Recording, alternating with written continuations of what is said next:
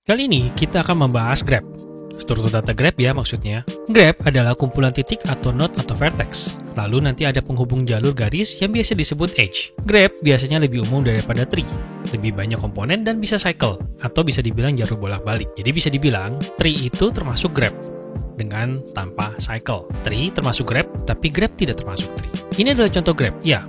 Jalur peta bisa kita anggap sebagai graph. Jadi berdasarkan pemisahnya, ada beberapa jenis graph. Dari adanya arah pada edges, kita bisa tahu ada directed graph dan undirected graph, yaitu graph yang memiliki panah dan tidak memiliki panah. Dari adanya bobot pada edges, kita mengenal unweighted graph dan weighted graph. Jadi pada setiap edges-nya, ada nilainya, yaitu berapa jarak tempuhnya. Dari hubungan vertex, kita bisa lihat ada dense graph dan juga sparse graph. Dense graph, semua vertexnya itu selalu punya jalur edges, jadi semuanya kayak berhubungan. Dan sparse graph, tidak semua vertexnya ada jalur edges, ada aja yang tidak berhubungan. Cara menggambarkan graph juga bisa dipisah berbagai representasi. Logical representation, seperti yang sudah kita kenal tadi.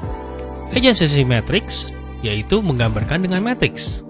Dari sini kita bisa lihat bahwa V1 terhubung dengan V2, V3, dan V4, maka ditandai 1 terhubung dengan 2, 3, dan 4. Sementara satu diri sendiri tidak ya. Kita lihat lagi V2 terhubung dengan V1 dan V4. Maka 2 akan dinilai, V1-nya 1, V4-nya juga 1 dinilai seperti demikian. Tapi pada di graph, kita memperhatikan arah panahnya. V1 sekarang hanya terhubung dengan V2 dan V4, tidak sama V3.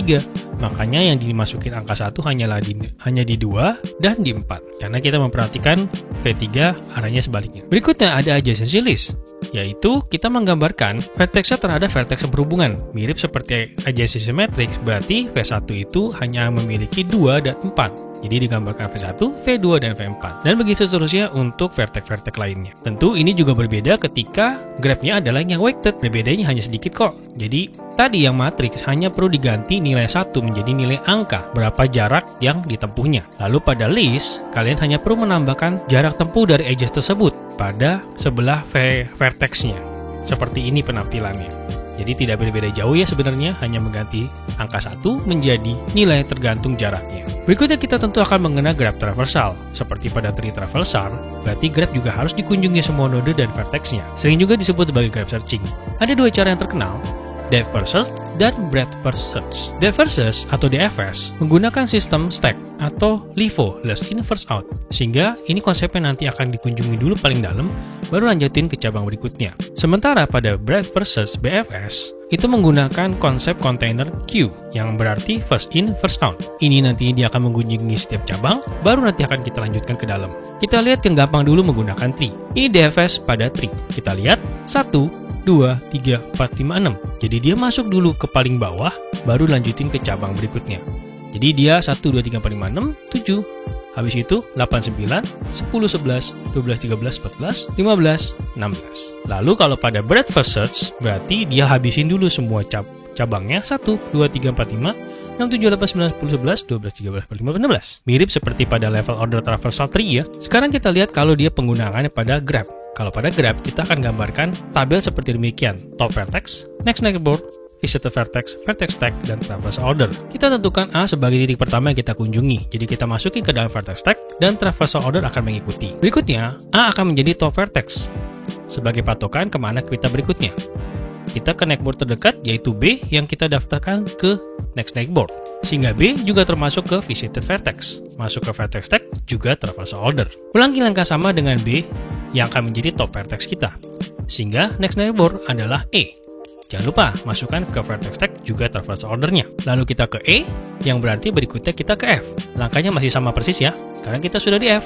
Yang akan ke C dulu berikutnya. Kita sudah sampai di C, tapi mentok, udah nggak bisa kemana-mana lagi. Meskipun bisa ke B, tapi kan B sudah kita kunjungi. Nah, jadinya vertex stack kita pop atau kita buang si C. Balik lagi ke F. Tapi di sini posisi F tidak mentok ya, masih ada jalur ke H atau H. Jadi kita bilang next neighbor-nya ya H, dan kita akan kunjungi si H. Dari H bisa ke I. Masih dengan metode yang sama ya. Nah, di I kita mentok lagi nih. F kan sudah dikunjungi. Jadi kita pop atau kita buang I dari vertex stack. Kita mundur ke H atau H. Ternyata H sudah nggak ada jalur lagi. Sama seperti I tadi, kita pop atau remove H dari vertex tag. Mundur lagi ke F, mengikuti urutan vertex tag ya tentunya dari sini.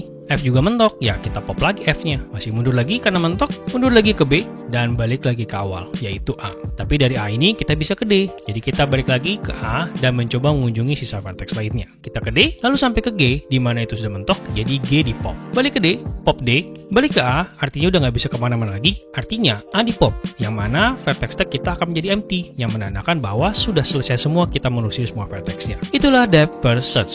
Masuk dulu sampai ke dalam, baru telusuri kedalaman dari cabang lainnya. Sekarang kita coba compare dengan breadth first search atau BFS. Kita mulai dari I juga. BFS pakai sistem queue, bukan stack lagi, jadi akan langsung dibuang dari queue kalau sudah dikunjungi.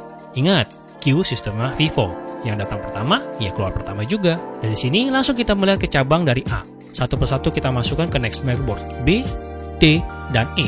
Yang juga langsung kita kunjungi mereka berurutan dari B, D, dan E. Barulah kita melihat cabang lainnya. Dimulai dari B, tapi B nggak punya cabang lagi. Dari arahnya C, dari C arahnya berlawanan. E sudah dikunjungi, artinya kita buang B dari Q. Kita ke cabang D.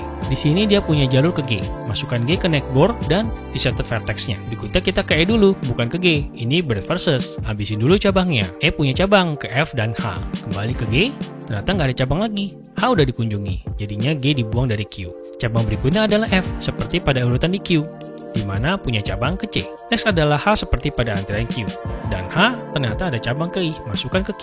Dari H kita ke C, si C udah nggak ada cabang lagi, B sudah dikunjungi, maka remove C dari Q. Artinya tinggal I, udah deh finish di sini. Karena Q sudah empty, jadi inilah breadth first search atau BFS. Kunjungi dulu cabang, baru masuk ke dalam. Sekian tentang Grab, thank you for watching, keep learning, sampai jumpa di tutorial berikutnya.